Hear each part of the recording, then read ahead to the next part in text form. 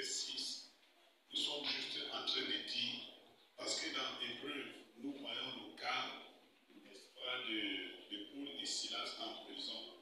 C'est là où Dieu a déployé sa puissance. Dans Hébreu, nous voyons le cas de Daniel dans la fosse au lion. C'est là où Dieu a déployé sa puissance.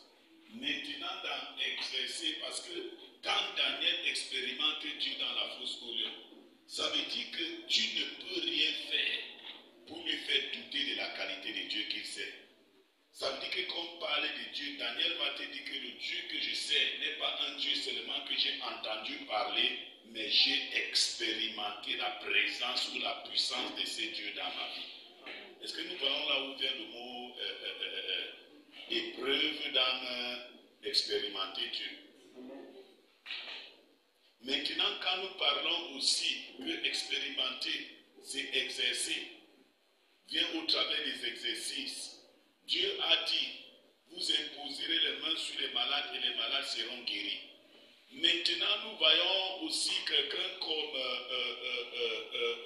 Paul et Pierre et Jean dans Acte 3. La Bible dit qu'ils étaient en train d'aller au temple. Ils ont vu un paralytique. Quand ils ont vu le paralytique, qu'est-ce qu'ils ont fait? Là, il fallait exercer ces puissances que Dieu leur a données pour faire guérir les malades. Il dit, je n'ai ni or, je n'ai ni argent à te donner, mais ce que j'ai, je te le donne. Au nom de Jésus, lève-toi et marche. Qu'est-ce qu'il était en train de faire? Il était en train d'exercer l'autorité de Dieu. Il était en train d'exercer la puissance de Dieu. Et par là, il a expérimenté de manière tangible ce que cette puissance est capable de faire. Est-ce que nous comprenons ça? Donc ces mots-là ne sont pas là par hasard. Ces mots-là ne sont pas là par hasard. Maintenant, quand on parle d'expérimenter aussi, l'apôtre Paul dit à expérimenter au travers des experts. Les experts, c'est ceux qui nous ont précédés, ceux qui ont eu des expériences avec Dieu avant nous. Et maintenant, ils ont des dépôts en eux qu'ils peuvent nous transmettre. C'est pour cette raison que vous voyez l'apôtre Paul dit à Timothée, ne méprise pas les dons que tu as reçus par imposition des mains. C'est pour dire quoi? Timothée a reçu les dons, expérimenté Dieu au travers de l'exercice du ministère de l'apôtre Paul. Nous voyons ce même Paul dans Acte 19 arriver à Éphèse. Il rencontre les disciples de Jean-Baptiste. Il n'avait pas encore reçu la puissance. Il avait juste reçu l'expérience de la nouvelle naissance. Et Paul leur dit, mais comment vous êtes comme ça? On vous voit prier, on vous voit faire des choses, ça n'a pas la vie. Ça n'a pas la vie. Et la Bible dit, quand Paul les a imposé les mains, ils furent tous remplis du Saint-Esprit. Ils ont commencé à prier en d'autres langues et à prophétiser. Prier en d'autres langues et à prophétiser. Donc plusieurs fois dans la Bible, vous allez voir le parler en langue. Le parler en langue est bibliquement fondé. Que personne ne te trompe. Le parler en langue est bibliquement fondé. Si quelqu'un te dit que le parler en langue n'est pas biblique, vraiment, il faut que la personne la revoie sa foi. Ça ne vient pas de Dieu. La Bible dit qu'ils ont commencé à parler en d'autres langues et à prophétiser. Ça veut dire quoi? Ils ont reçu d'un expert. Ils ont reçu de quelqu'un qui a eu d'abord d'autres expériences avec Dieu. Ils ont reçu de lui. Alléluia.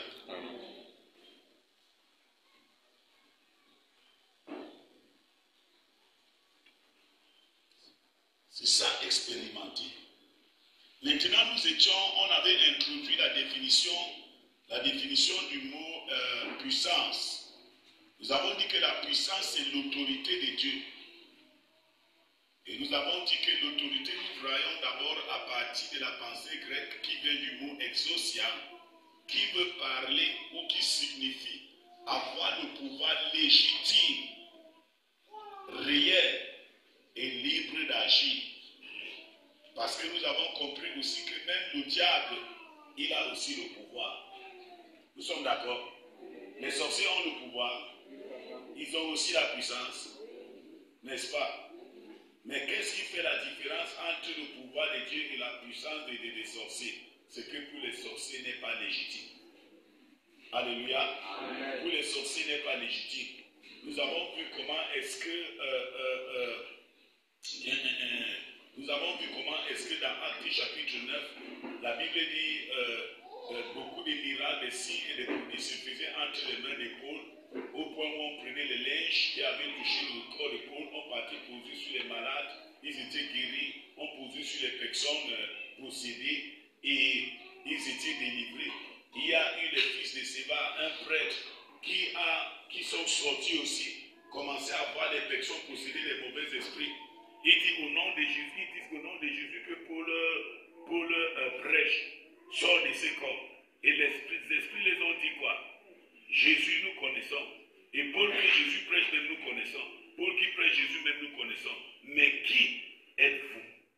C'est pour dire quoi? Ils étaient en train de vouloir manifester une autorité qui n'était pas quoi? Légitime. Ils étaient en train de vouloir manifester une puissance qui n'était pas légitime. C'est pour cette raison que j'ai illustré ça avec les billets de banque.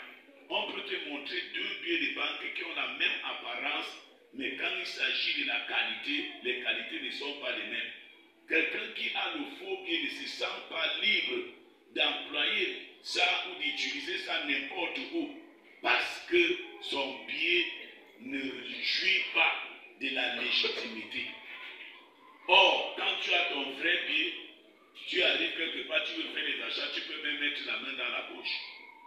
Tu donnes ton argent, l'autre main est là, ça donne les commandes. Et celui qui sait exerce ce que tu fais. Parce que ton billet est légitime. Parce que ton billet est légitime. Donc la puissance de Dieu, il faut savoir que nous sommes en train de donner tous ces détails-là. Parce qu'aujourd'hui, dans nos églises, les chrétiens sont tellement à la quête de la puissance. Les chrétiens sont tellement à la quête du miracle.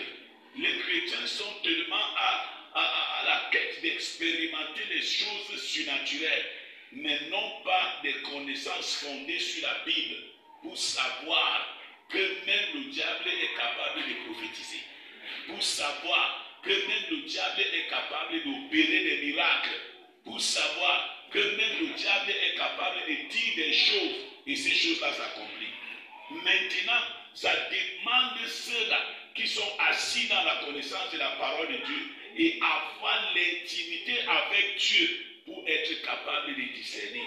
Est-ce que c'est l'Esprit de Dieu qui parle ici? Est-ce que c'est l'Esprit de Dieu qui agit ici? Ou c'est un autre esprit? Est-ce que vous savez qu'il y a des remèdes que les gens lavent leur visage avec? Et après peut-être 1 heure de temps, ils commencent à voir des choses dans les vies des gens. Ils te disent des choses qui sont exactes. Mais quel esprit les examine?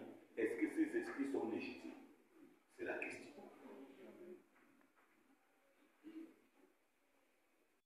Hello?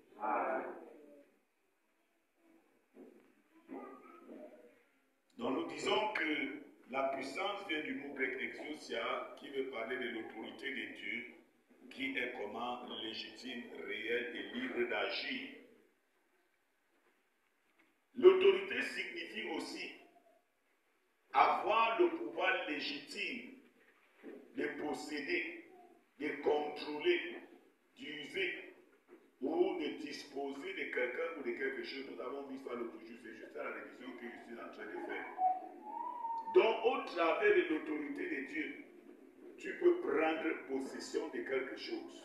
Alléluia. Donc, l'autorité légitime de Dieu te donne la possibilité de prendre possession. L'autorité légitime de Dieu te donne de prendre possession.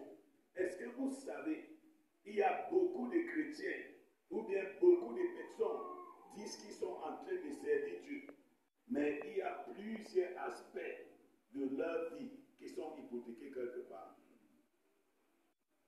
Est-il possible que tu sois enfant de Dieu, mais ton diplôme, il y a un hôtel qui a parlé sur ce diplôme-là, tu déposes la demande du travail partout, tu ne trouves jamais le travail. C'est possible? Donc l'autorité de Dieu, c'est ce pouvoir légitime qui te donne de posséder ce qui t'appartient. De posséder ce qui t'appartient. Jésus dit, tu ne peux pas entrer dans la maison d'un homme fort et tu veux prendre possession des choses sans avoir fait quoi? Lier cet homme fort. C'est après avoir lié cet homme fort que tu peux maintenant faire quoi? Prendre possession. Alléluia. Que tu peux prendre possession. Donc il y a des personnes que physiquement vous les voyez marcher comme ça, mais leur destinée est hypothéquée.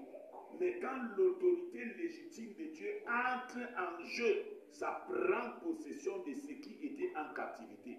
Ça peut être le mariage, ça peut être la santé, ça peut être le travail, ça peut être les bénédictions financières ou matérielles, ça peut être des contrats. C'est des choses de diverses manières.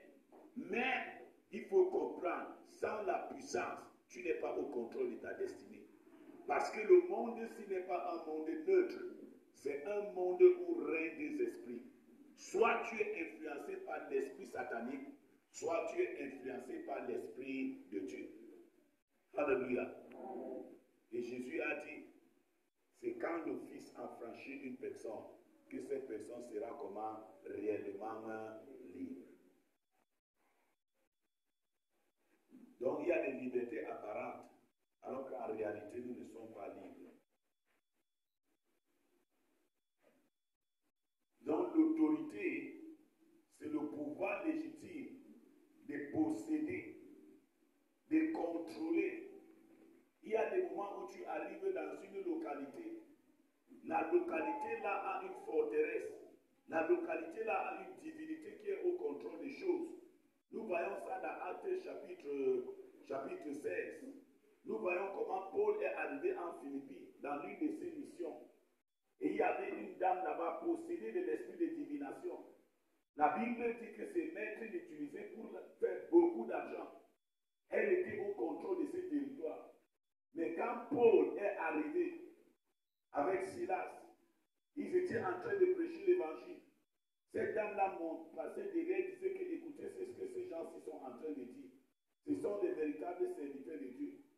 Mais Paul a discerné au troisième jour que l'esprit qui animait cette dame n'était pas un esprit qui venait de Dieu. Et la Bible dit Paul a réprimandé cet esprit. C'est ça qui les avait coûté la prison. Pourquoi est-ce qu'on peut réprimander un mauvais esprit et on tient les gens en prison? On met les gens en prison parce que cet esprit était au contrôle. Vous voyez encore Jésus aller chez les Géraséniens. On dit de ces jeunes hommes qui étaient ligotés avec les chaînes et qui avaient pour domicile le cimetière. Quand Jésus a réprimandé ce mauvais esprit-là et libéré la destinée de ces garçons-là, normalement ça devait être un sujet de joie pour la localité, de dire que finalement un sauveur est arrivé chez nous. Mais la Bible dit quoi? Quand ils ont constaté que le jeune homme était dans ses bons sens, habillé, lavé, et Jésus avait chassé ces esprits, il s'est parti tomber dans un troupeau de porcs qui sont partis entrer dans l'eau et se noyer. Ils ont dit vraiment, quitte le chez nous ici rapidement. Pourquoi? Parce que leur territoire était gouverné par des mauvais esprits et ça avait pris en otage la destinée des gens. L'exemple de ces jeunes garçons. Quand la Bible dit que le garçon a demandé de suivre Jésus, mais Jésus lui dit, va raconter ce que tu as vécu. Ça veut dire quoi? Va prêcher, va témoigner. C'était l'évangéliste que Jésus avait laissé dans ce territoire. Alors que dans le naturel, les gens voyaient que c'était un fou et sa place était où? Au cimetière. Sa destinée prophétique était hypothéquée jusqu'au moment où Jésus est venu le libérer pour qu'il possède à nouveau sa réelle destinée qui était quoi? De proclamer les merveilles de Dieu. Amen. Proclamer les merveilles de Dieu. Tu arrives dans certaines localités, il y a des esprits qui influencent. Tu arrives avec tes enfants. Tu vois les enfants qui ne buvaient pas le vin. Tu vois les enfants qui ne faisaient pas la prostitution. Subitement, les enfants commencent à être influencés. Subitement, les enfants commencent à être influencés. Vous arrivez comme à Éphèse. La bague, c'était le temple de la déesse Diane était là. La prostitution battait son plein.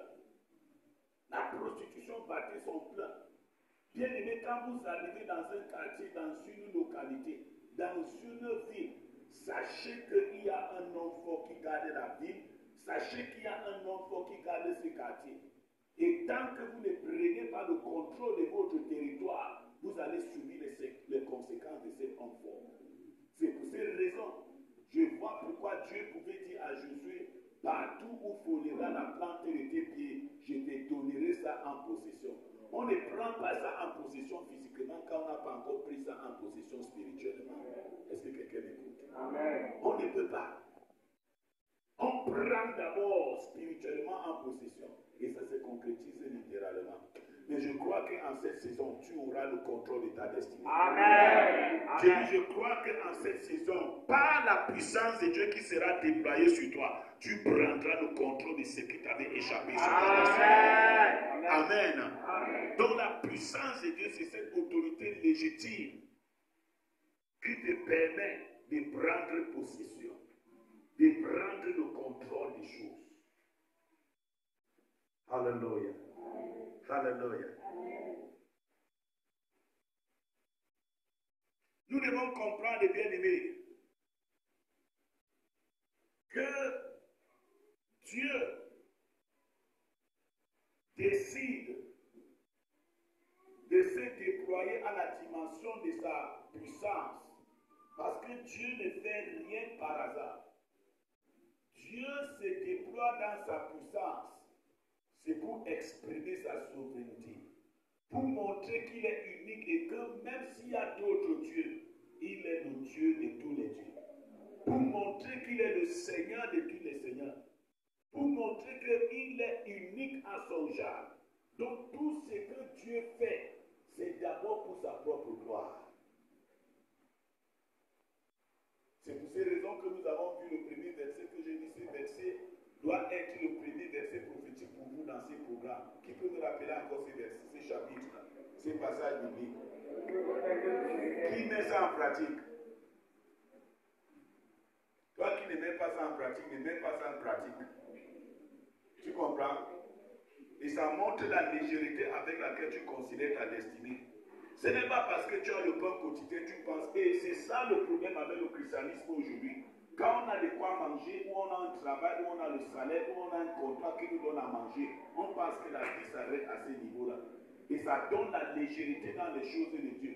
Dieu marche avec nous de manière que nous, les hommes, nous ne pouvons pas comprendre. Moi, je ne savais pas. C'est vendredi, pendant que nous étions dans la présence de Dieu, que quand le passage ici est sorti, le Saint-Esprit me dit, c'est un passage prophétique que chacun doit prendre possession et déclarer sur sa vie. Amen. Certains de vous, vivez, vous ne savez pas que les esprits de la famille règnent sur vous.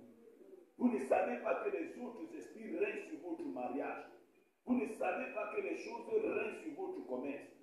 Il dit, c'est l'Éternel Dieu qui régnera et il régnera pour toujours. Je vais vous dire une chose. Chaque moment que tu fais des déclarations prophétiques sur ta vie, tu es en train de recréer ta destinée prophétique. Amen. La Bible dit au commencement était la parole et la parole était Dieu et la parole était avec Dieu. Elle s'est fait chair et rien de ce qui a été fait n'a été fait sans la parole. Ça veut dire que quand je me lève le matin, je déclare que Dieu règne sur ma vie, Dieu règne sur ma journée, Dieu règne sur mon mariage, Dieu règne sur mes enfants. Ça crée la possibilité à Dieu d'exercer sa vérité, sa puissance au travers de quoi? De ce que ma bouche a déclaré. Proverbe 18:20 dit quoi? La mort et la vie est au pouvoir de la langue. Tu connais seulement te lever le matin et dire que c'est fort. Apprends à dire aussi que Dieu règne. Dis-moi un bon amen là.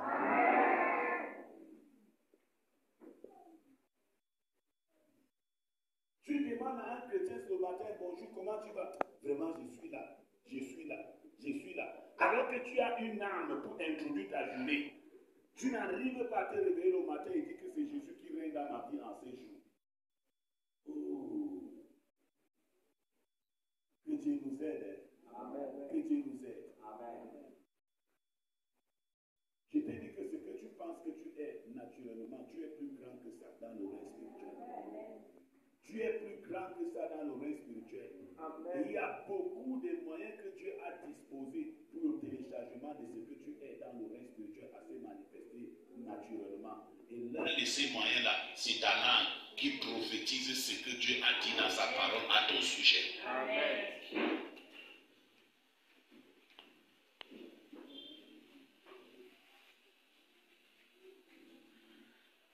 Donc Dieu exprime sa souveraineté.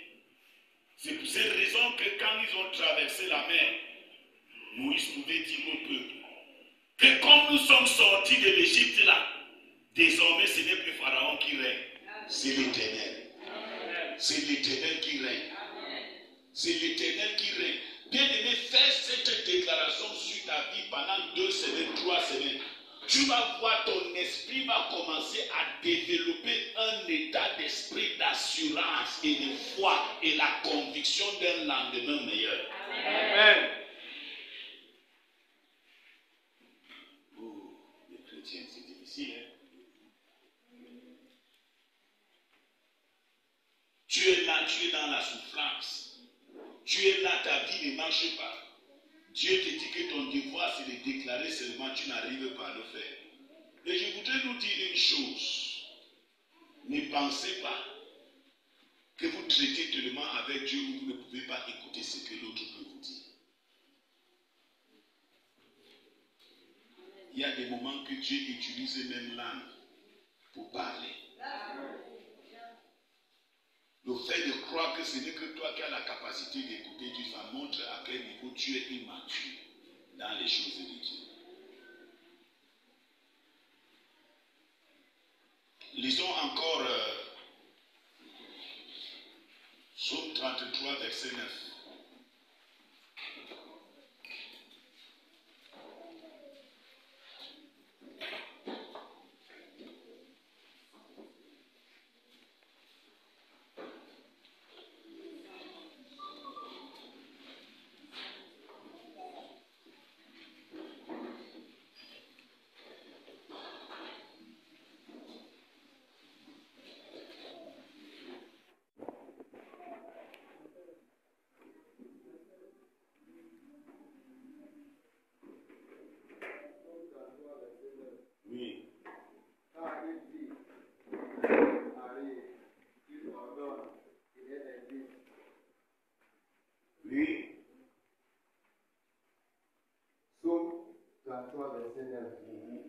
Car il dit, et la chose arrive. Car il dit, et la chose arrive. Qui dit? Oui. Il ordonne, oui, et elle existe. Il ordonne, et elle existe. Ça parle de l'expression de la puissance de Dieu. Donc quand Dieu te donne une parole pour déclarer, tu es en train d'utiliser ce module de Dieu pour amener en existence ce qu'il a préparé pour toi. Parfois, il y a des personnes qui regardent comme ça, on fait certaines déclarations, ils sont là comme ça, je regarde, je demande vraiment, est-ce que celui-ci comprend même là où il part avec nous? Laisse-moi te dire, si tu ne respectes pas la grâce ou l'onction d'une autre personne, ton onction ne fera rien. C'est ça le principe avec Dieu. Si tu n'es pas soumis à un monde que Dieu a appelé et que tu crois que tu es un roi, tu ne comprends encore rien. Tu es encore un bébé comme ça. Je voudrais bénir Dieu pour cet homme, le frère Guy Roger. C'est quelqu'un qui dirigeait une église à Yaoundé. Donc c'est un serviteur de Dieu. Mais quand il est arrivé là, il a compris qu'on peut le recevoir aussi ailleurs. Et ça ne le réduit en rien. Au contraire, ça le rend plus fort. Amen. S'il était venu s'asseoir en grand maître et en correcteur, il n'allait jamais recevoir. Mais plusieurs fois, il est venu me dire, pasteur, Dieu sait pourquoi il m'a envoyé ici. Je suis en train de beaucoup recevoir. Méfions-nous avec les affaires de Dieu. Amen.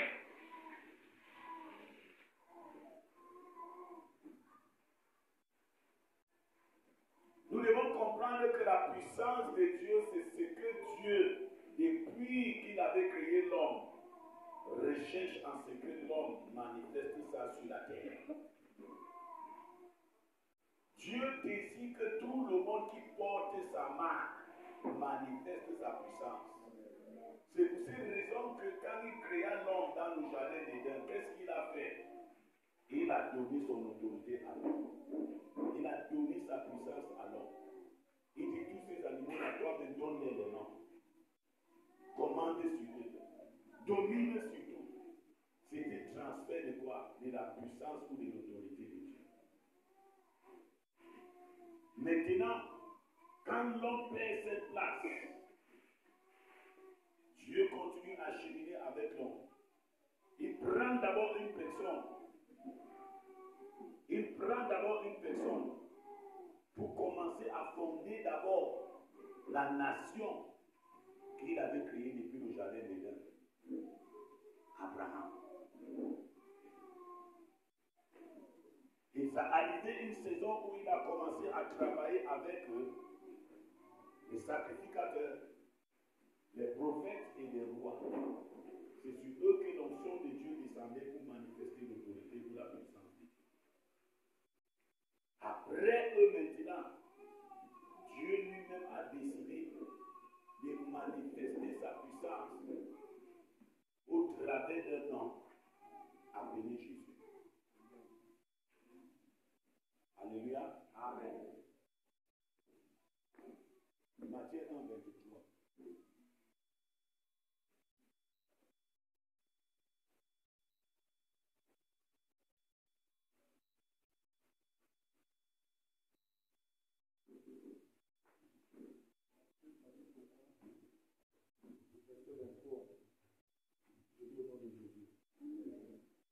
Voici, la Vierge sera enceinte. Elle enfantera un fils. Et on lui donnera le nom d'Emmanuel. Ce qui signifie Dieu avec nous. Ce qui signifie Dieu avec nous. Emmanuel, le mot grec de Dieu c'est Il. Le mot hébreu de Dieu c'est Il. Et maintenant, man, c'est l'homme. Donc Dieu qui vient habiter un corps humain. Mais quand il vient habiter le corps humain, c'est pour faire quoi? Exercer l'autorité de Dieu. C'est pour cette raison que Jésus pouvait dire, dans Matthieu chapitre 12, lorsqu'il a fini, il chasse les démons, il fait ceci, on dit que non, ce n'est pas la puissance de Belzébuth qu'il fait ces choses-là. Quand il a délivré le mien, l'aveugle, après, on dit, ce n'est pas le pouvoir de Belzébuth qu'il a fait toutes ces choses. Jésus l'a dit. Est-ce que Satan peut être contre un royaume peut subsister si c'est divisé contre elle? Est-ce que Satan peut être contre Satan? Mais si ce n'est pas la main de Dieu que je fais toutes ces choses, sachez que le royaume de Dieu est déjà au milieu de vous. C'est pour dire quoi?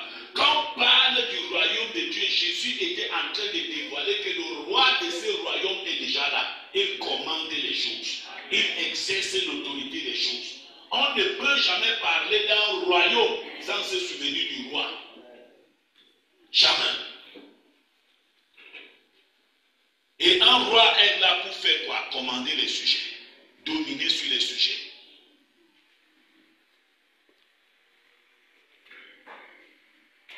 Donc Dieu a travaillé dans les différentes dispensations. Mais c'est arrivé un moment où non, c'est descendu tout sur Jésus. Parce que n'oubliez pas que Jésus était prophète. Oui, il est prophète. Il est sacrificateur. Et il est roi. Alléluia. Amen. Il est prophète.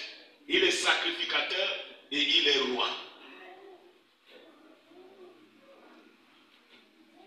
Maintenant, quand Jésus commence à vivre sur la terre, il choisit quelques-uns, il les prépare pour la relève. Parce que la puissance de Dieu doit être continuellement déployée sur la terre. Dans Luc 10 d'abord, quand il les envoie, il dit, je vous ai donné le pouvoir, je vous ai donné l'autorité, allez exercer la puissance.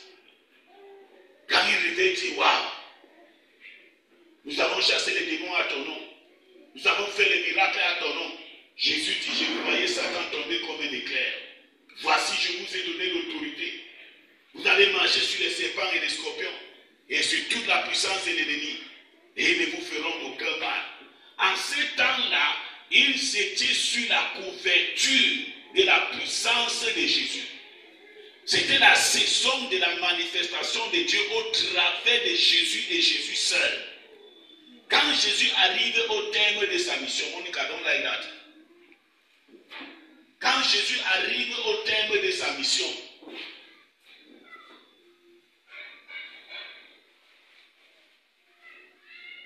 il dit, ne vous éloignez pas de Jérusalem, mais restez attendre la promesse que le Père nous avait dit. Nous sommes dans Acte 1. Il dit, vous allez recevoir une puissance. Le Saint-Esprit survenant sur vous, c'est à partir de ce moment-là que vous allez être mes témoins. C'était la passation des services là-bas. Amen. Amen. C'était la passation des services là-bas. Maintenant, quand ils ont compris ça, Jésus ne les a pas dit qu'aller dans la chambre haute attendre. Parce que quelque chose doit susciter votre curiosité ici. Vous qui n'aimez pas prier, vous qui prenez la prière à la légèreté, ils ont marché avec Jésus pendant 3 ans et demi. Ils ont vu Jésus manifester la puissance. Et ils ont compris que le secret du téléchargement de la puissance de Jésus venait de la prière. Amen. Alléluia. Quand Jésus leur dit, vous recevrez une puissance, le Saint-Esprit survenant sur vous. Eux-mêmes, parce qu'ils avaient compris le principe du téléchargement de cette puissance. Tu parles dans Acte 1 à partir du verset 14 à 15. La Bible dit qu'ils persévéraient dans un même lieu en quoi? Dans la prière. Ils persévéraient dans la prière. Quand ils ont prié premier jour, ils n'avaient rien. Ils ont prié deuxième jour, ils n'avaient rien. Ils ont prié troisième, quatrième jour, ils n'avaient rien. Ils ont prié cinquième, sixième jour, ils n'avaient rien. Ils ont prié septième, huitième jour, ils n'avaient rien. Que quelqu'un dise la persévérance. Que quelqu'un dise la persévérance. Que quelqu'un dise la persévérance. Ils ont prié huitième jour, ils n'avaient rien. Ils ont prié neuvième jour, ils n'avaient rien. Oh, mais le 10e jour, la Bible dit que quand ils se sont mis à prier, à une certaine heure, ça a commencé par les bruits, bang, bang, bang, bang, bang. Après, comme un vent impétueux, que quelqu'un dit qu'il prenait le contrôle du territoire. Il prenait le contrôle du territoire. Il prenait le contrôle du territoire. Il prenait le contrôle du territoire. La Bible dit à une certaine heure quand il a prié, un vent impétueux a commencé à souffler. Ce n'était pas un vent naturel qui pouvait enlever la toiture. Jésus avait dit, le vent souffle là où elle part. Jésus démontrait que la mouvance de l'esprit est symbolisée par le vent.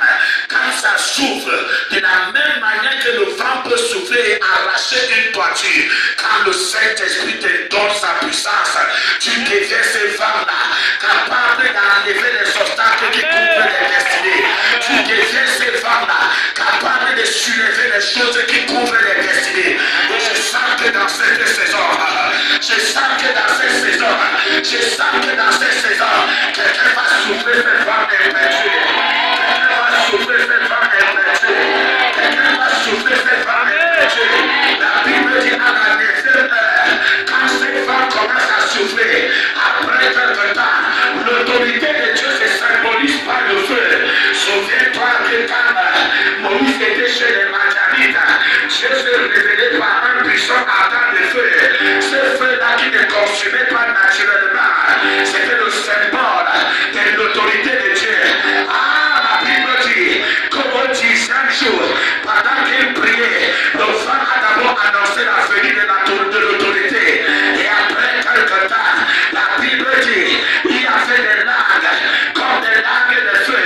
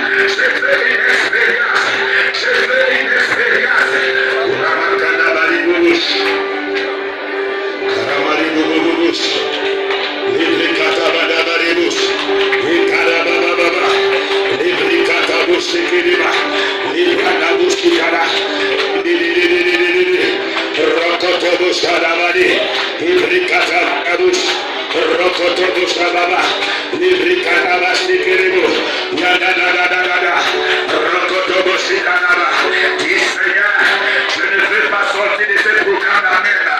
Je veux sortir de ce programme comme les 12 apôtres qui sortaient de la chambre haute. Ils sont entrés comme des personnes naturelles, mais ils sont sortis comme des personnes surnaturelles. Je veux sortir de ce programme comme une personne surnaturelle. J'entre dans ce programme comme une personne naturelle. J'entre dans ce programme comme une personne naturelle. Mais je veux sortir de ce programme comme une personne surnaturelle. Oh, je veux l'expérience surnaturelle. Je ne veux plus être un chrétien normal. Je ne veux plus être un chrétien naturel. Je ne veux plus être un chrétien faible.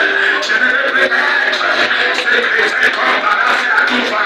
Je ne veux plus être ce chrétien qui dort dans la nuit et les démons viennent oppresser mon cou. Je ne veux plus être ce chrétien qui essaie dans la peur. Seigneur, fais quelque chose. Seigneur, fais quelque chose. Seigneur, fais quelque chose. Seigneur, fais quelque chose. Je ne te vois pas prier avec Fado bien-aimé.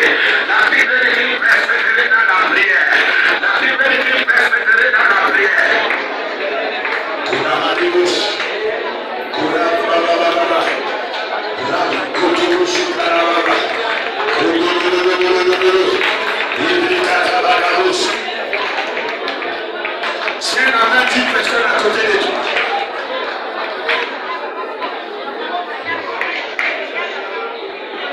C'est la main d'une personne à côté de toi.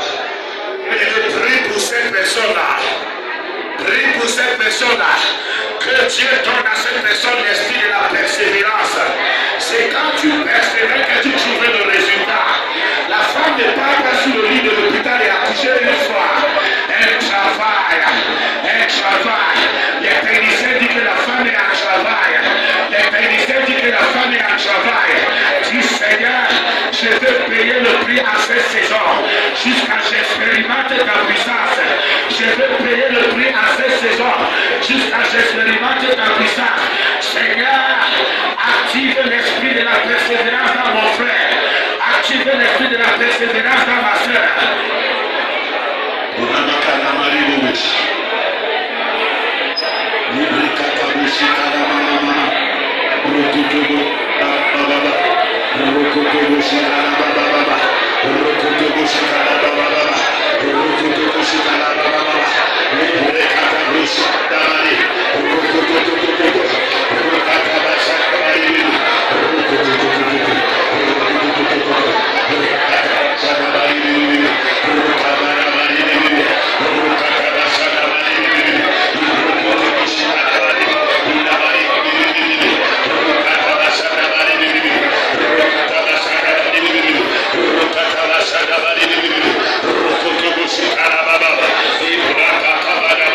L'esprit de la persévérance, l'esprit de la persévérance, que Dieu donne ça à ton frère, que Dieu donne ça à ta soeur, qui ne se décourage pas.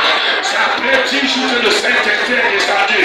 La Bible dit que persévérer, la Bible dit que persévérer, la Bible dit que persévérer, que Dieu donne l'esprit de l'endurance, l'esprit de l'endurance, l'esprit de l'endurance, et ne pas renoncer aussitôt.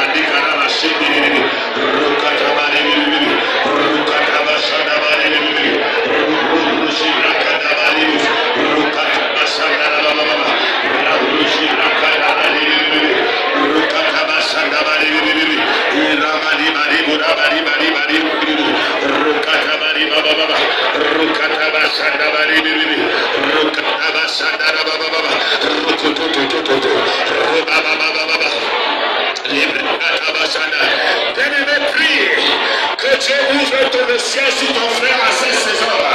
Que Dieu ouvre le ciel sur ta soeur à cette saison. Que aucune force ne trouve son atmosphère spirituelle. Que aucune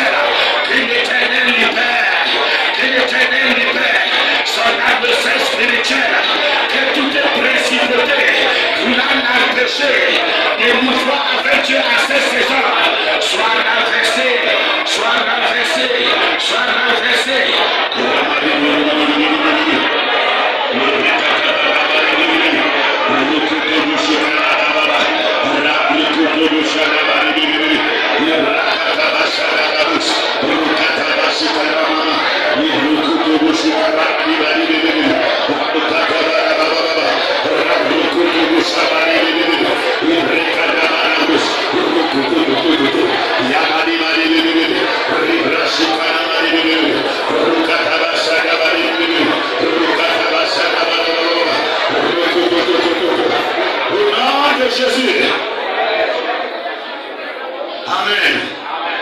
Amen. Assieds-toi.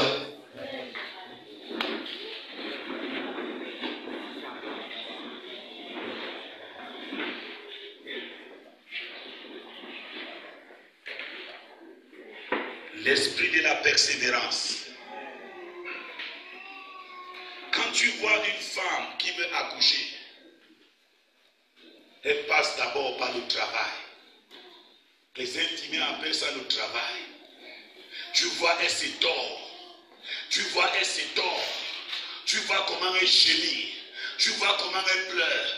Elle, sa joie revient seulement quand elle entend le cri du bébé. Je dis, sa joie revient seulement quand elle entend le cri du bébé. Bien-aimé, je prie que jusqu'au moment où tu vois ton miracle, ne cesse pas de prier. Que Dieu t'accorde cette grâce-là. La grâce de persévérer jusqu'à ce que tu vois ton sujet être exaucé. Amen. La persévérance dans la prière. Les disciples ont persévéré pendant 10 jours. Le feu est descendu. Ils sont entrés dans la chambre haute comme des personnes naturelles. Mais ils sont ressortis de la chambre haute comme des personnes surnaturelles. Dieu veut faire de toi en cette saison un instrument surnaturel. Je dis, Dieu veut faire de toi en cette saison un instrument surnaturel. Je prie que tu crois en la puissance de Dieu. Amen. Crois en la puissance de Dieu. De la même manière que tu croyais au marabout, change de camp maintenant, crois à ton Dieu. Amen. Donc en cette saison, si Dieu a délégué sa puissance dans son église, alléluia, c'est le temps pour toi et moi de faire ce que les apôtres faisaient. Quand la Bible appelle ça les actes des apôtres, ça veut dire les choses tangibles qui se produisaient au travers des mains des apôtres. Depuis que tu es dans la foi, il y a quoi de tangible que tu as vu, que tu as manifesté? Vous pensez que la manifestation est faite seulement pour les pasteurs, pour les anciens, pour les prophètes? Non, Dieu veut vous utiliser tous.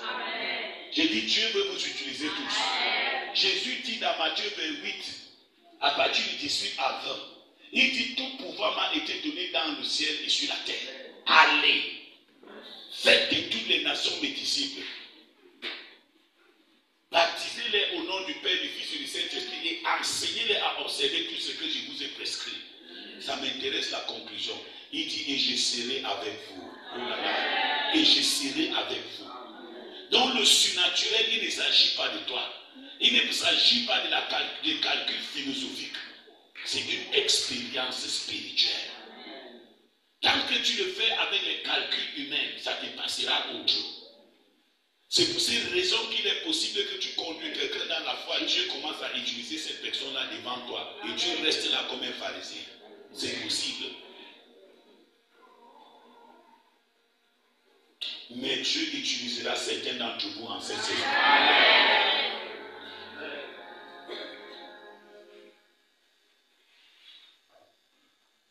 Il dit, vous recevrez une puissance. Le Saint-Esprit viendra sur vous. C'est ce que nous voulons voir en cette saison. Donc, gros français d'évangélisation, là, ce n'est pas ça qui convainc. Ne pense pas que parce que tu as bac plus 5 ou tu es professeur, que tu vas évangéliser, les gens vont donner leur vie au Seigneur. Jamais. Ils sont en captivité. Il faut d'abord les libérer. Et ça prend la puissance. Ça prend la puissance.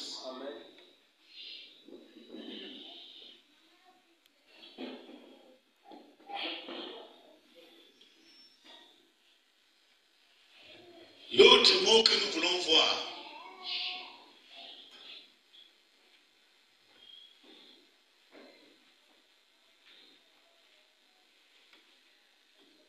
c'est le mot dimension.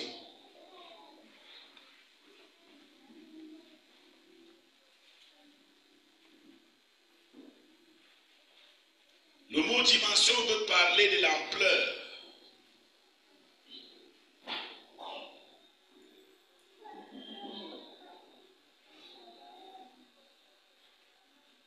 De la portée, de la taille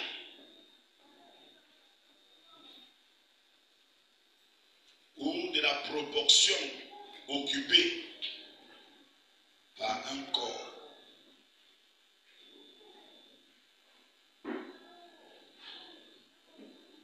Dimension veut parler de l'ampleur, de la portée, de la taille, de la proportion occupée par un corps.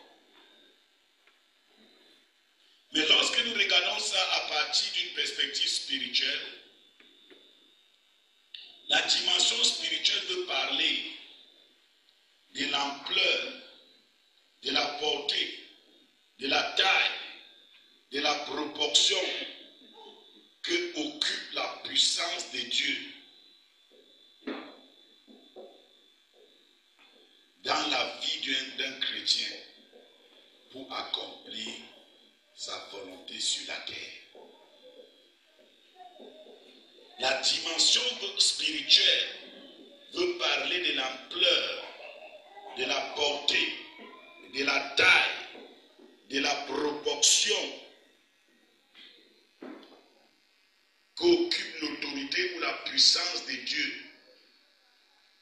dans la vie d'un chrétien pour accomplir sa volonté sur la terre.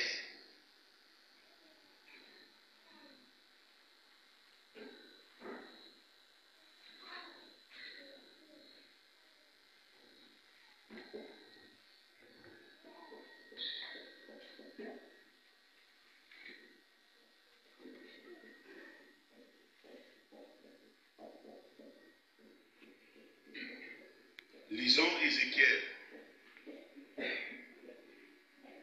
47.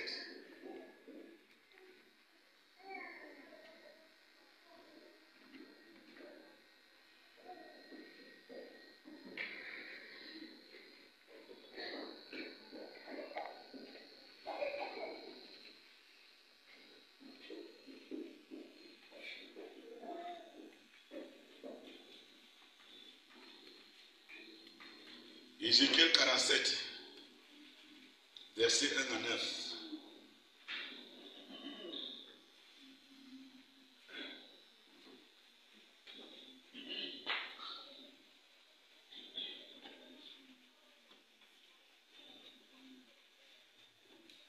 Ézéchiel 47, verset 1 à 9.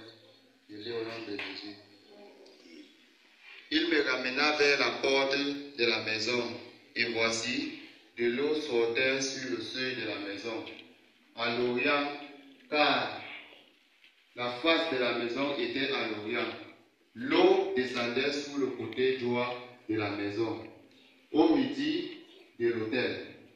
Il me conduisit par le chemin de la porte septentrionale, et il me fit faire le tour par dehors jusqu'à l'extrémité de la porte orientale.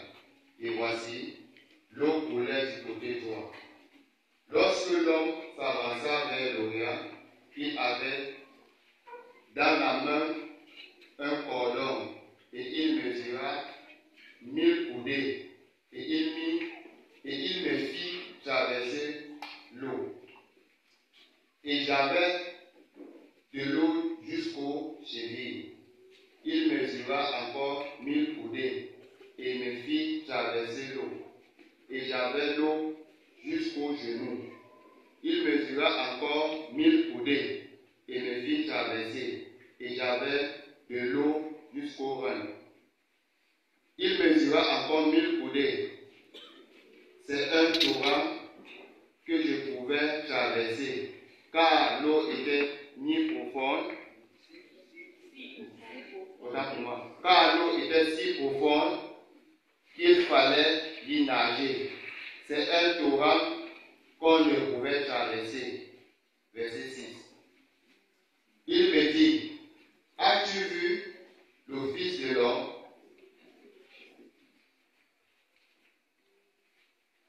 Verset 6. Il me dit, as-tu vu, Fils de l'homme? Et il me ramena au bord du torrent. Car quand il m'eut ramené, voici, il y avait sur le bord du torrent beaucoup d'arbres côté. Et il me dit, cette eau coulera vers le district d'Orient.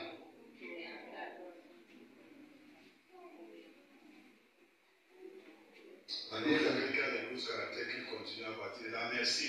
Les livres et les petits caractères, là, quand il y a la nuit, on ne va pas bien. Et parfois, tu es en train de voir là-bas, mais tu vois seulement ça.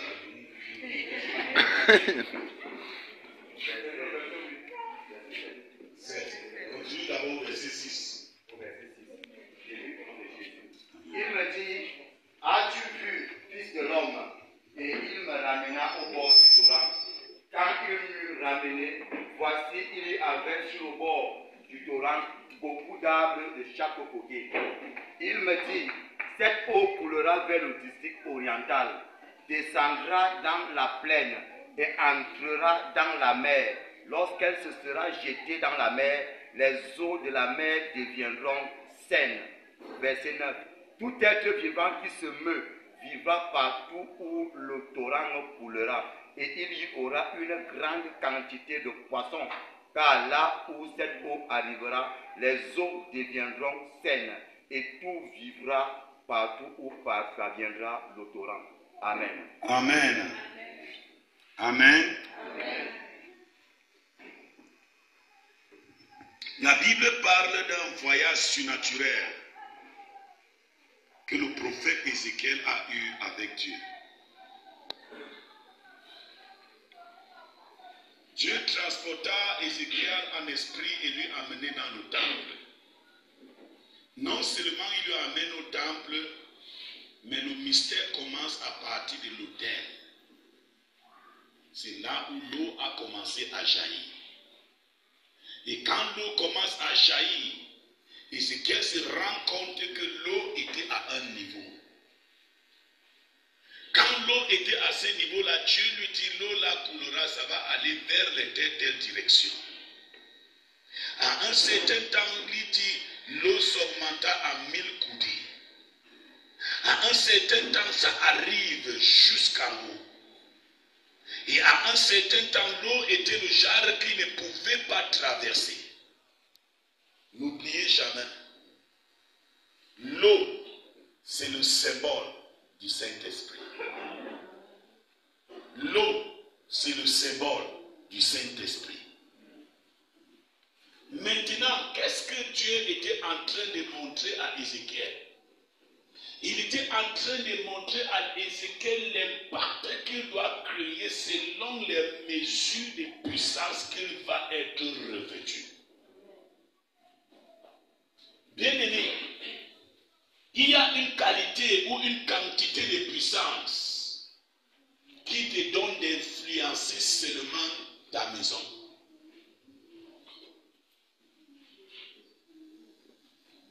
Il y a un niveau de puissance qui te donne d'influencer ton voisinage.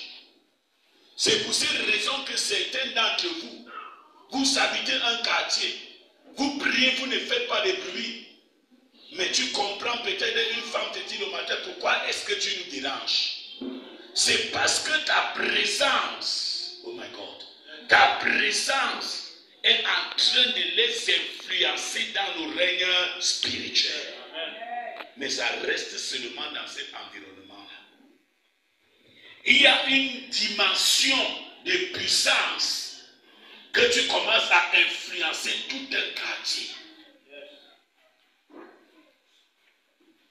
Tout un quartier.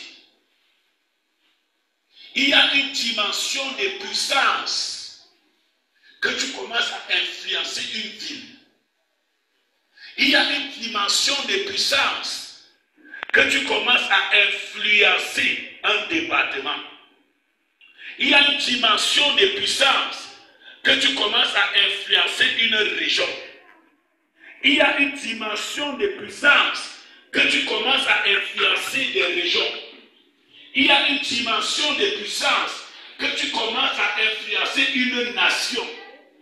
Il y a une dimension de puissance que tu commences à influencer des nations. Mais quelque chose frappe mon attention ici. Dieu dit qu'il transporta Ézéchiel sur l'autel. Et c'est à partir de là où l'eau a commencé à couler. Au fur et à mesure qu'il était là, l'eau s'augmentait. Qu'est-ce que ça voudrait dire? L'autel symbolise ton lieu de prière. L'autel symbolise ton lieu de rencontre avec Dieu. L'autel, c'est là où la source d'eau est déclenchée. C'est quand tu passes du temps consistant dans la prière qu'au fur et à mesure que Dieu te rencontre, il fait grandir ton nom. Amen. Il fait grandir ton degré d'onction. Tu vas voir, parfois tu commences à évangéliser. À un temps, tu es capable de rassembler 5 personnes. Parce qu'il y a des choses qui doivent te donner de comprendre si tu influences ou pas. Tu commences à évangéliser. Tu vois ton évangélisation, tu es capable de rassembler 3 personnes et il vient s'asseoir, il t'écoute. C'est déjà un début d'influence. Et ça parle de l'onction. Parce que laisse-moi te dire, si tu es vide, quelqu'un ne peut pas laisser ce qu'il a à faire pour venir s'asseoir et t'écouter même pour 10 minutes. Ça prend la puissance. Je veux te dire une chose. Quand tu vois la Actes chapitre 2, la Bible dit qu'au fur et à mesure qu'il parlait en langue, les gens se rassemblaient, les gens se rassemblaient, les gens se rassemblaient. Et la Bible, ça parle d'environ 3000 personnes. Ça veut dire quoi? Ça veut dire que c'est plus de 3000 personnes. Je comprends par là que l'onction, la puissance de Dieu, c'est ça qui a la capacité de rassembler les gens, les mobiliser et ils s'oublient là où ils partaient. Est-ce que quelqu'un m'écoute? C'est l'onction de Dieu. Donc quand tu commences à voir, tu parles, une personne prend son temps, il t'écoute. Jusqu'à il donne sa vie au Seigneur. Ne néglige pas ça. C'est un début de puissance qui commence à se manifester. Ne néglige pas ça. Chaque moment que tu veux parler à quelqu'un de Jésus, jusqu'à ce qu'il prenne le temps de t'écouter, même si c'est 5 minutes, ne néglige pas. C'est un début d'onction. C'est un début de puissance qui se déploie. Tu vas te rendre compte que parfois tu es capable de prêcher dans un bus et les gens sont là, ils t'écoutent. C'est une expansion de ton onction. À un temps, tu prêches dans un quartier. À un temps, oh my God, tu commences une série de prières. Tu vois 5 personnes venir. Ne néglige pas ça. Quand 5 personnes peuvent abandonner leur activité, venir dans ta maison, c'est l'onction que tu portes qui les attire. Ce n'est pas ton français, ce n'est pas tes avoirs. Je dis, c'est l'onction qui les attire. Ils s'assoient et tu les enseignes. Après, ça devient 10. Quand ça monte à 10, c'est qu'une mesure est agrandie. Quand ça monte à 15, une mesure agrandie. Quand ça monte à 30, une mesure agrandie. Tu commences par influencer 1 pour influencer 2. Tu commences par influencer 3 pour influencer 10. Ne brûle pas les étapes. Ici, c'est en train de montrer l'étape de la croissance de la puissance de Dieu dans la vie d'un chrétien. Mais tout se passe où? À l'autel. Tout se passe où? À l'autel. Quelqu'un va te dire, n'est-ce pas, tu as fait 90 jours l'année passée. Tu vas en train de faire 90 jours cette année. J'ai fait 90 jours l'année passée. L'eau est montée jusqu'à mes genoux. J'ai dit, j'ai fait 90 jours l'année passée. L'eau est montée à mes genoux. Mais je ne suis pas satisfait. Ce n'est pas parce que quelqu'un était guéri avec l'onction de l'eau du genou que je veux me contenter de ça. Je veux la mesure qui va arriver jusqu'au bras. C'est pour cela que je suis encore dans cette année. Je veux la mesure qui arrive jusqu'au bras. Et quand ça va arriver jusqu'au bras, je veux parler, mon village va m'écouter. Je veux parler, mon quartier va m'écouter. Je veux parler, les choses vont se passer. Oh, bien-aimé, c'est comme ça que l'onction grandit. Après, quand tu quittes le lieu de ton quartier, une fille peut t'écouter. Quand tu prêches à la radio, tu comprends, les gens appellent. Ton émission finie. Et les auditeurs te demandent comment je peux faire pour te rencontrer. Tu commences à influencer les villes. Tu commences à influencer. Quand je prêchais à la radio Bonne Nouvelle avec toi, j'étais là assis un jour. Je comprends mon téléphone sonner. Quelqu'un me dit je suis venu de Belabo. Quelqu'un me dit je suis venu de Touré. Ça veut dire quoi? L'onction avait brisé la barrière de la vie de Bétois. Et ça allait plus loin. Et ça allait plus loin. En cette saison, tu vas traverser des frontières. Tu vas traverser des Dieu va étendre la taille. Tu ne m'écoutes pas encore, bien-aimé. Je vais te dire une chose. Il y a des signes qui se montrent quand tu grandis dans l'onction. L'apôtre Pierre a commencé. Il pouvait prêcher. Les 3000 âmes étaient sauvées. Mais l'autre fois, la Bible dit qu'il allait au temple. Il a regardé le paralytique. La dimension de l'onction ne dépendait pas qu'il impose les mains. Il a dit au nom de Jésus, lève-toi. Quand l'onction grandit, la manière de la démonstration change. Est-ce que la bombe en écoute? J'ai dit quand l'onction grandit, la dimension de la démonstration change. C'est le même Pierre qui a dit lève-toi et marche. Il avait atteint une dimension qui n'avait plus besoin de parler. La Bible dit dans Acte 5, son onction avait grandi au point où les gens portaient les lits. Ils venaient aligner les lits sur la route que Pierre devait passer. La Bible dit que quand Pierre était en train de passer, l'ombre de Pierre guérissait les malades. L'ombre de Pierre guérissait les malades. Ça parlait d'une dimension d'onction. L'apôtre Paul a imposé les mains et le Saint-Esprit est descendu. Mais la Bible dit, l'apôtre Paul a opéré avec l'onction à une autre dimension. Quelqu'un ne pouvait rester. Il est en train de prêcher. Quelqu'un prend le mouchoir que Paul a utilisé pour essuyer sa sueur. On prend le mouchoir, on met sur le malade, il est guéri. On met sur ceux qui sont possédés, ils sont délivrés. Que quelqu'un dit la dimension. Que quelqu'un dit la dimension. Tu dois grandir dans ta dimension, bien-aimé. Est-ce que tu me trouves ce soir? Tu restes toujours comme un bébé. Dis que je dois grandir. Dis que ma mesure doit changer. Dis que ma mesure doit changer.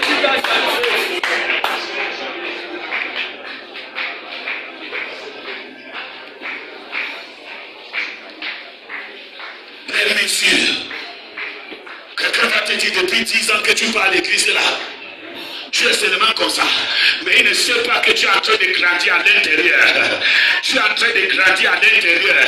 Quand j'avais commencé le ministère, bien aimé, quand j'avais commencé le ministère, pour que Dieu agisse, j'ai appelé les gens. J'ai appelé les gens, venez vous aligner. J'ai posé les mains. J'ai dit, Seigneur, j'ai compris que tu fais grandir l'onction.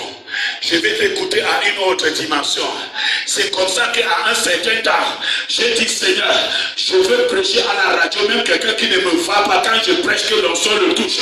Un jour, j'étais en train de prêcher. Une femme m'appelle que voici ma fille. Je viens de crier. Les esprits marins poursuivent la destinée de ma fille. Ma fille commence à parler seule. Ma fille commence à devenir comme les esprits des autres. J'ai dit, maman, impose ta main sur cet enfant, je te prends comme point de contact. Parce qu'elle me demandait comment je peux te voir. Je lui ai dit, tu n'as pas besoin de me voir. Tu as besoin de voir Jésus et il est omniprésent, il est là où tu es. Impose juste ta main. Quand j'ai commencé à prier, la femme a commencé à manifester. Elle est tombée, c'était sa délivrance. Après, la femme la rappelle. Mon enfant est tombé. Je dis, maman, reste tranquille. Si on tombe, on peut aussi se lever. Dans quelques minutes, elle se lèvera. Avant la fin de l'émission, elle dit, pasteur, mon enfant n'est plus le même. Mon enfant s'est levé. Mon enfant est délivré. Il y a des dimensions bien élevées que Dieu travaille avec nous. Ça prend une mesure de l'onction que je me tiens comme je me tiens ici. Je déclare les choses, ça se passe au milieu de vous. Ça ne se ramasse pas à terre. C'est sur l'autel. C'est sur l'autel. Je voudrais que tu pries ce soir. Dis, Seigneur, l'amour déterminé à l'autel. Que ce feu brille dans mon cœur. L'amour de passer du temps dans la communion. Que ce feu brille dans mon cœur. Seigneur, je veux passer le temps à l'autel. J'ai compris que le secret pour grandir dans la dimension, ça vient de l'autel. Pour grandir dans la mesure de dimension, ça vient de l'autel. Oh Dieu, demeure-moi dans l'autel. Que je demeure à l'autel. Que je passe du temps à l'autel. Que je ne me sépare pas de l'autel.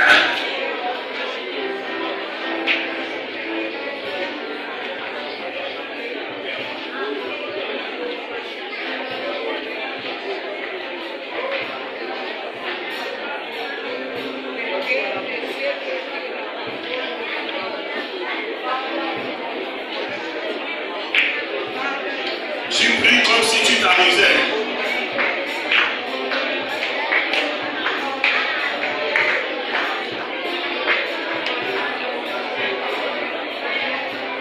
Moïse est sorti de l'Égypte comme un fugitif.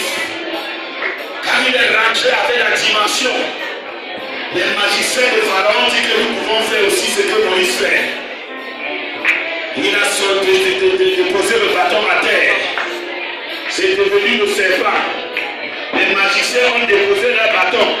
C'est devenu aussi le serpent. Mais la Bible dit dans son chapitre 8 de Genèse, d'Exode, que quand il a frappé la terre, la poussière est devenue des poux. Oh, même les magiciens ont dit à Pharaon que ici c'est le doigt de Dieu. Que ici c'est le doigt de Dieu. Ça parle d'une dimension d'opération dans le rêve spirituel. Bien aimé, quand tu n'opères pas à une certaine dimension, il y a des obstacles que tu ne peux pas renverser. Quand tu n'opères pas à une autre dimension, il y a des confrontations que tu ne peux pas le faire. Prie Seigneur, je veux rester à l'autel jusqu'à ce que je grandis à la dimension.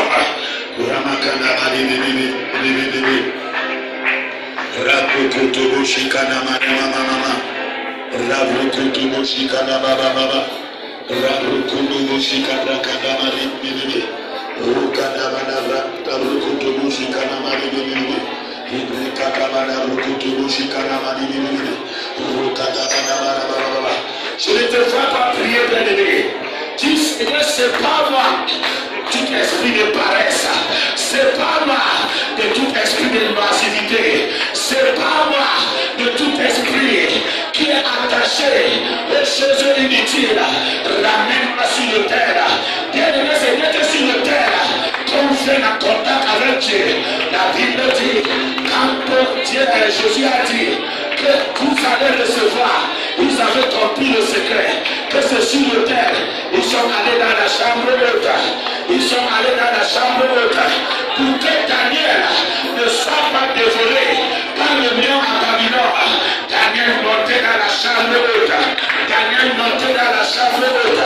Le secret c'est la chambre haute. Le secret c'est la chambre haute. J'ai dit le secret c'est la chambre haute. Si tu n'es pas quelqu'un qui passe du temps dans la chambre haute, tu ne peux rien changer. Si tu n'es pas une femme qui passe du temps dans la chambre haute, ton mari ne peut pas changer, tes enfants ne peuvent pas changer, ton travail ne peut pas changer, ton mariage ne peut pas venir. On prend ça dans la chambre haute, on prend ça dans la chambre haute, on ne prend pas ça dans les langages futurs, on prend ça dans la chambre haute. Qu'est-ce que tu as besoin? Je te dis que c'est dans la chambre haute qu'on reçoit.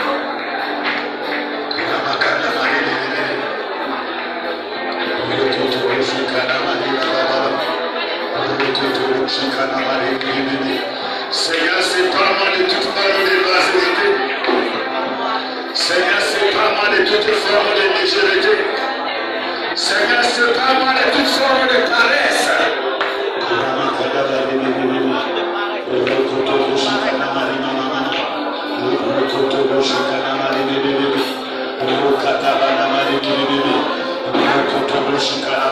Quel est le prix? Dis Seigneur, je suis venu là. Activez le feu de mon hôtel. Activez le feu de mon hôtel. Activez le feu de mon hôtel. Je suis revenu dans ta présence. C'est parce que je veux, Seigneur, que tu actives le feu sur mon hôtel. Oh, bien-aimé, quand tu regardes, quand tu brises le poisson, tu vois le charbon est rouge. C'est ça qui cuit le poisson.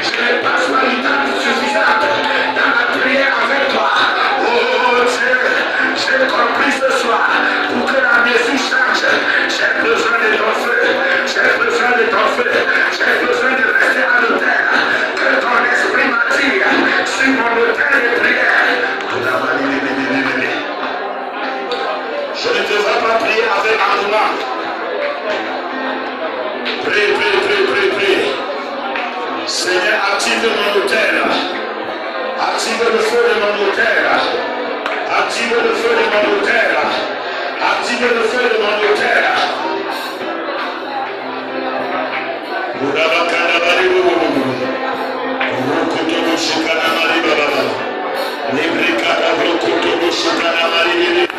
J'ai compris ce soir, Seigneur, que c'est sur l'autel que les choses changent. C'est sur l'autel qu'on grandit dans l'onction. Je ne veux pas rester comme un bébé spirituel. Je ne veux pas rester comme un bébé spirituel. Je veux grandir dans ta puissance. Je veux grandir dans ta puissance. Seigneur, active, active, active.